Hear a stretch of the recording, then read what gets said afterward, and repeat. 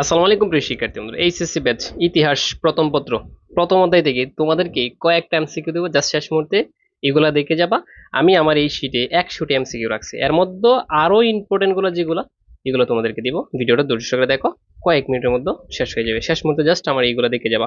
আমি যদি বলি, এই অধ্যায়ের ইম্পর্টেন্ট দুইজন ব্যক্তি আছে, ঠিক আছে? একটা হচ্ছে নবাব সিরাজউদ্দৌলা আর একটা হচ্ছে ভাস্কো দা গামা। সো কথা হচ্ছে স্যার এমসিকিউ গুলো আগে দেন। আচ্ছা, এখানে কিন্তু ডিনেমার হবে, সিনেমার হবে না, এটা হচ্ছে দিনামার, বুঝছো? আর যেখানে তুমি ডেনমার্ক পাইবা, দিনামার দিয়ে দিবা। ডেনমার্ক পাইলেই দিনামার, ডেনমার্ক পাইলেই দিনামার, কথা কি বুঝছো?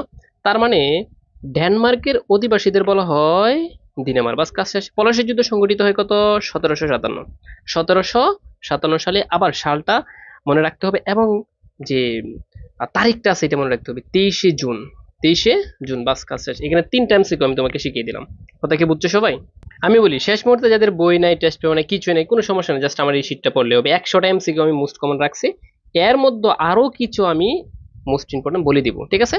কার নাম অনুসারে এই যে ফুডস উইলিয়াম দুর্গ নির্মাণ করছে, এটা হচ্ছে তৃতীয় উইলিয়াম। কিছু বাংলায় দুর্ভিক্ষ হয়েছিল, একটা হচ্ছে তোমার 50-এ মনন্তর, মানে মনন্তর মানে হচ্ছে দুর্ভিক্ষ, আর একটা হচ্ছে 76-এর, বুঝছো?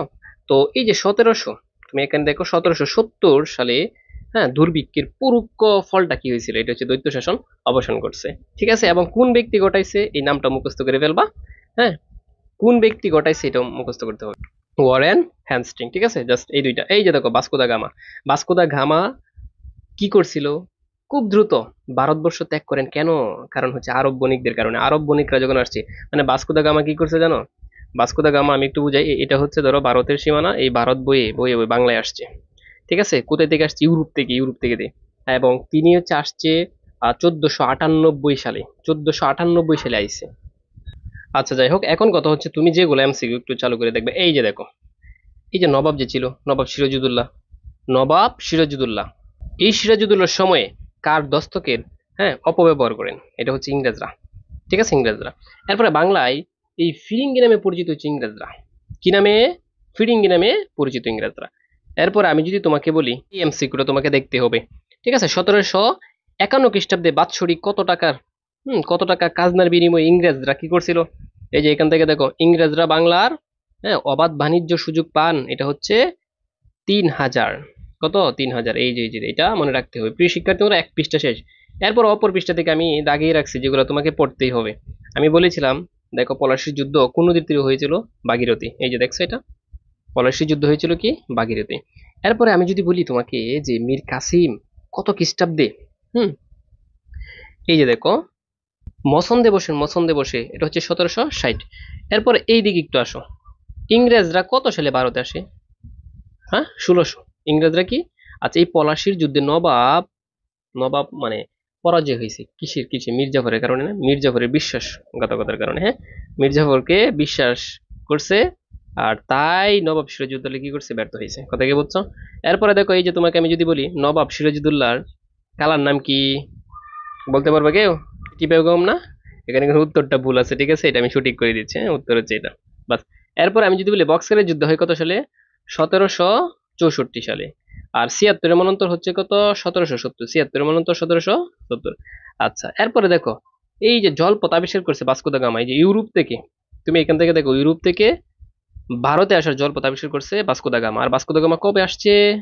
আর 1498 সালে, 1498। আর পলাশীর যুদ্ধে কি হয়েছিল? পলাশীর যুদ্ধের ফলে কি হয়েছে? ইংরেজদের যে কৃতিত্ব, এটা আরো বৃদ্ধি পাইছে। এটা আরো কি বৃদ্ধি পাইছে? প্রিয় শিক্ষার্থী, আমার 2 পৃষ্ঠা শেষ, আর কিছু দরকার নাই। আমি যদি বলি তোমাকে, এই যে প্রথম এখানে এটা 39 নং দেখো, প্রথম কোন ইউরোপীয় জাতি ভারতবর্ষে আগমন করছে? পর্তুগিজরা, ঠিক আছে? এরপরে তৃতীয় পৃষ্ঠায় আসো, তুমি এখানে দেখো, এটা, এই যে দেখো, দিনেমাররা কোন দেশের আদিবাসী? এটা হচ্ছে ডেনমার্ক। আর ডেনমার্ক বললে আমি বলছিলাম যে কি দিবা? দিনেমার দিয়ে দিবা। এরপরে আমি যদি বলি পলাশীর আহ যুদ্ধ কোন নদীর তীরে হয়েছিল? এটা হচ্ছে ভাগীরথী, ঠিক আছে? জাস্ট আমি যেটা বলছি, তুমি জাস্ট এটা একটু করো। আমি যদি বলি যে সিরাজউদ্দৌলা কে কে একদম শেষ করছেন, হুম, মোহাম্মদী বেগ। কত হাজার টাকার বিনিময়ে মনে আছে তোমাদের? হ্যাঁ, 10,000 টাকা। আর 5,000 টাকা অ্যাডভান্স দিচ্ছেন, আর 5,000 বলছে যে শেষ করার পর দিবে। মনে আছে তোমাদের? এটা বাংলায় কিন্তু আছে। আচ্ছা, বাংলায় নবাব বংশের প্রতিষ্ঠাতা কে? মুর্শিদ কলিকা। বাস প্রিয় শিক্ষার্থী বন্ধুরা, এখানে যেগুলো আছে এই যে দেখো, কত খ্রিস্টাব্দে ফোর্ট উইলিয়াম দুর্গ নির্মিত হয়? এটা হচ্ছে 1700। কত সালে? 1700 সালে। বেশি নাই, আমি বলছি এখানে প্রত্যেকটা অধ্যায় থেকে আমি 100 এমসিকিউ রাখছি, মোস্ট কমন যেগুলো, জাস্ট এগুলোই পড়ে যাবে একটু। আচ্ছা, পর্তুগিজদের বাংলা থেকে একদম তাড়াইয়া দিছে কে, কোন ব্যক্তি? শায়েস্তা খান। কোন ব্যক্তি সারাইছে? শায়েস্তা খান। এই যে পলাশীর যুদ্ধ কত খ্রিস্টাব্দে হয়েছিল? 23শে জুন। 23শে জুন। আমি যদি বলি তোমাকে এই যে মীর কাসিম যে আছে, ওই ব্যক্তি কত সালে বাংলায় হুম মনসন দে বসেন, এটা হচ্ছে কত? ভাস্কো দা গামা যে আসছিল এই ভারতবর্ষে অবস্থান করে কত মাস? 3 মাস। বেশি সময় থাকতে পারছে না কিন্তু। 3 মাস, 3 মাস মাত্র। কয় মাস? 3 মাস। সুয়েজ খাল কোথায় অবস্থিত এটা কি জানো? এটা হচ্ছে আন্তর্জাতিক থেকে আসছে কিন্তু, মিশরে অবস্থিত। হ্যাঁ, মিশর।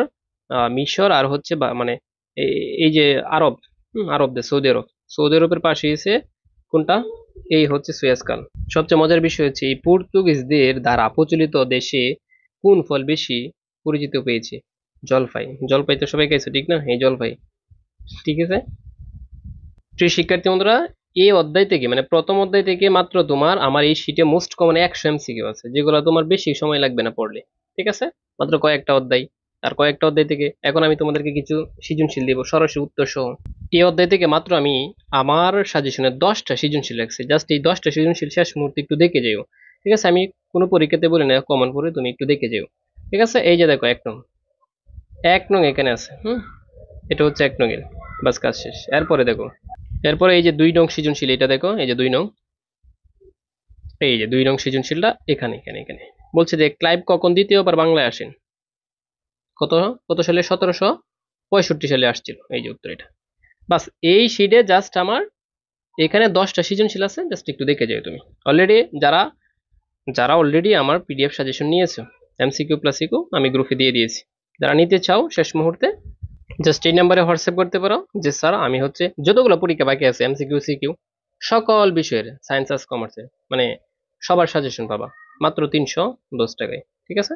এখন অনেকে বলবে স্যার আমি এত টাকা দিয়ে শেষ মুহূর্তে আমার নেওয়া সম্ভব না। কোনো সমস্যা নাই, যদি আর্থিক প্রবলেম থাকে তোমাকে আরো ছাড় দিব। এখানে প্রত্যেকটা দেখো দেখো তুমি, প্রত্যেকটা পত্রের এইভাবে সাজেশন পাবা। ঠিক আছে, এখানে যা আছে।